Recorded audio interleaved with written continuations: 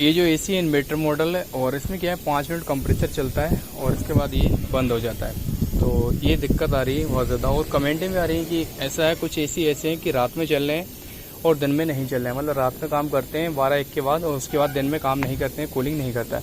हालांकि इसका जो स्टैंडिंग रनिंग प्रेशर है वो एकदम ओके है, कोई दिक्कत नहीं। इसमें फ़िलहाल जो फॉल्ट है वो मैं आपको बताऊँगा और रात वाला जो सीन है वो भी मैं आपको बताऊँगा। हर एक चीज़ मैं इस वीडियो में बहुत ज़्यादा डिटेल से बताऊँगा। बाकी थोड़ा और शोर हो रहा है उसको इग्नोर मारो। उम्मीद करता हूँ कि आप तक वॉइस अच्छे से पहुँचे। इसका जो रनिंग प्रेशर स्टैंडिंग प्रेशर दोनों ठीक थे, सब कुछ ठीक थे, बट फिर भी इसकी रिटर्न नहीं आ रही। तो हमने पूछा इससे पहले क्या दिक्कत थी, तो उन्होंने बताया कि इससे पहले भी कूलिंग की दिक्कत थी और इसमें क्या है हाफ गैस चार्ज हुई है। तो उस समय क्या होती है, जब हाफ गैस चार्ज होती है तो उस समय क्या होता है थोड़ी बहुत एयर रह जाती है इसके अंदर। मतलब गैस जब चार्ज करते हैं तो वहाँ पे क्या होना चाहिए, जो गैस रह गई पहली बार तो हाफ गैस चार्ज ना करें। अगर आपकी R32 रेफ्रिजरेंट है या फिर R410 रेफ्रिजरेंट है तो वहाँ पे क्या करेंगे, आप हाफ गैस चार्ज नहीं करेंगे, सारी गैस निकाल के अच्छे से मतलब वैक्यूम पंप से वैक्यूम करके उसके बाद ही गैस चार्ज करेंगे। तो सबसे पहली दिक्कत जो है वो हाफ गैस की है यहाँ पे। तो मैं फ़िलहाल अभी इसकी जो भी एयर मतलब जो भी गैस है सारी गैस आउट करके वैक्यूम करके तब ये काम करूँगा। वो अब बात करते हैं कि अगर आप हाफ गैस चार्ज करते हो तो वहाँ पे रिटर्न क्यों नहीं आती है। रिटर्न इसलिए नहीं आती है, R32 गैस में क्या होता है जब आप वैक्यूम नहीं करते हैं तब दिक्कत आती है। अगर आपको गैस भी चार्ज करना है, R32 गैस है या R410 गैस चार्ज कर रहे हैं, तो उस समय क्या होना चाहिए, आपकी गैस जो है 80% या फिर 85-90% होना चाहिए। उस समय आप गैस चार्ज कर सकते हैं, कोई दिक्कत नहीं।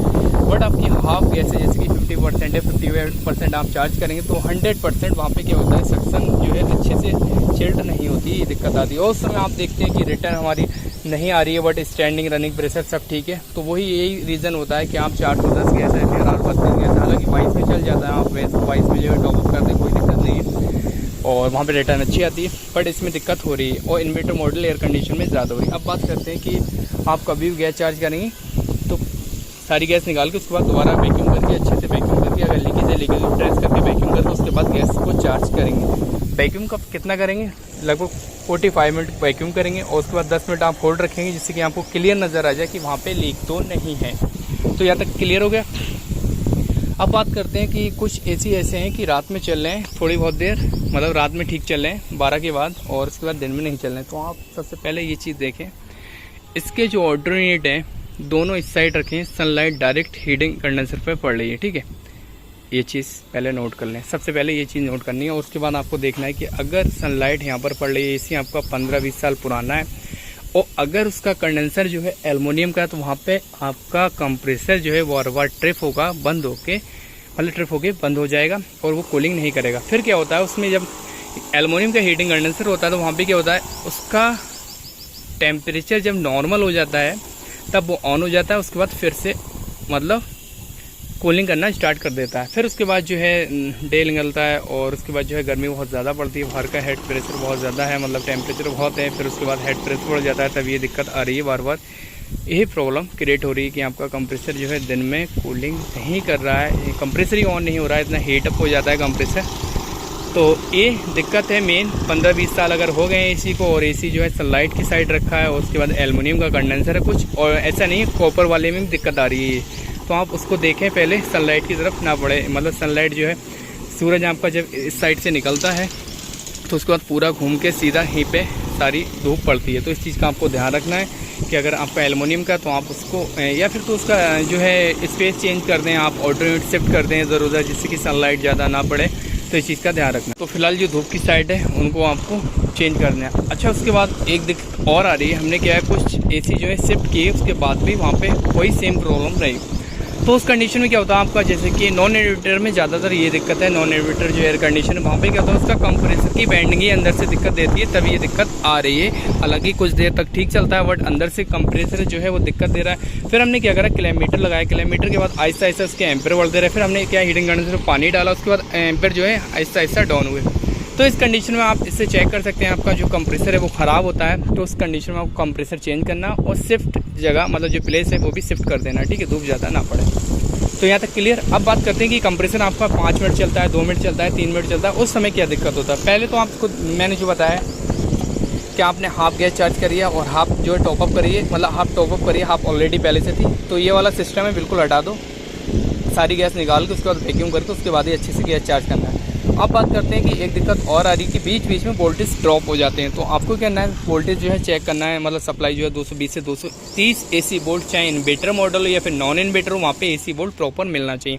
तो आप यहाँ पे भी चेक कर सकते हैं, मतलब इसका कवर जो है ओपन करके, और यहाँ पे लाइन न्यूट्रल आप देख रहे हैं, यहाँ पे 220 वोल्ट यहाँ पे चेक करेंगे, ठीक है, कि यहाँ तक वोल्टेज आ रहे हैं या नहीं आ रहे हैं। अगर यहाँ पे वोल्टेज जैसे कि कंप्रेसर ऑन होता है, रनिंग में आप कंटिन्यू देखेंगे कम से कम 10-5 मिनट, उसके बाद भी आपको क्लियर नज़र आ जाएगी। क्योंकि कभी कभी ऐसा होता है जब गर्मी बहुत ज़्यादा पड़ती है तो वोल्टेज बहुत ज़्यादा अप डाउन रहते हैं। तो यहाँ पे वोल्टेज जब वीक होते हैं तब भी आपका कंप्रेसर ट्रिप हो जाता है।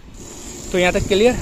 उसके बाद क्या होता है, कभी कभी ऐसा होता है सिस्टम आपका चोक हो जाता है, केबल ट्यूब चोक हो जाता है या फिर ड्राई चोक हो जाता है। तो उस कंडीशन में भी आपका जो कंप्रेसर है, यहाँ पे सुई जो है कभी कभी माइनस में नहीं आ पाती है, और सुई मतलब हिलती रहती है, ऊपर नीचे रहती है। तो उस कंडीशन में आपका कंप्रेसर ट्रिप होगा और कंप्रेसर बंद हो जाएगा।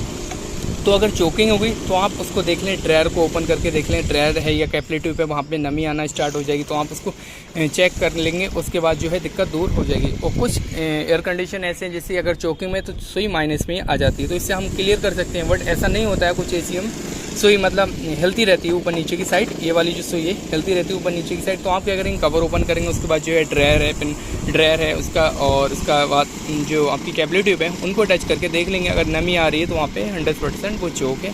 तो आप उनको काट के उसके बाद जो है चेंज कर दें, या फिर आप नाइट्रोजन से फ्लैशिंग भी कर सकते हैं। मेरा मानना है कि आप ज़्यादा अच्छा है कि आप उनको रिप्लेस कर दें, उसके बाद नाइट्रोजन से फ्लैशिंग कर दें हीटिंग कंडेंसर की। उसके बाद जो है आप वैक्यूम करके AC जो है गैस चार्जिंग कर देंगे। उम्मीद है ये दिक्कत नहीं आएगी। तो यहाँ तक क्लियर हो गया। अब बात करते हैं कि अगर आपका इन्वर्टर मॉडल है, जैसे कि आप देख रहे हैं यहाँ पर क्या है, ये वाला जो है इन्वर्टर मॉडल, उसमें क्या होता है 3 सेंसर लगे होते हैं। एक सेंसर लगा होता है डिस्चार्ज पाइप पे, एक सेंसर लगा होता है हीटिंग कंडेंसर पे, मतलब यहाँ पे, और उसके बाद एक सेंसर लगा होता है कंबाइंड टेम्परेचर, जो बाहर के टेम्परेचर को देखता है, ठीक है। अब यहाँ पे अगर सेंसर आपके जो है सेंस नहीं करेंगे ठीक से, तब भी ये दिक्कत आ रही है। 7 किलो ओम के सेंसर लगे तो आप मीटर लेंगे, मीटर को जो है किलो ओम पे सेट करेंगे, दोनों नोप लगाएंगे। उसके बाद मीटर अगर कुछ आपके सेंसर में वैल्यू शो नहीं हो रही तो इस कंडीशन में आपका सेंसर ख़राब होता है। तो वहाँ पे अगर सेंसर भी सेंस नहीं करेंगे अच्छे से, प्रेशर या सेंसर वर्क नहीं करेंगे, फिर भी ये दिक्कत आ रही है कि कंप्रेसर ट्रिप होकर बंद हो जाता है। उसके बाद ये सब कुछ भी ठीक है और फिर भी यही दिक्कत आ रही है, तो आपकी PCB ऑर्डर यूनिट की है, उसमें एक IPM लगा होता है, वहाँ पे हीट सिंक्स लगा होता है। अगर वो हीट बहुत ज़्यादा बढ़ता है, ओवर हीट होता है, तो इस कंडीशन में भी आपका कंप्रेसर ट्रिप हो जाता है। तो आप उसको भी चेक कर लें, अच्छे से देख लें। तो यहाँ तक उम्मीद है समझ आ गया होगा।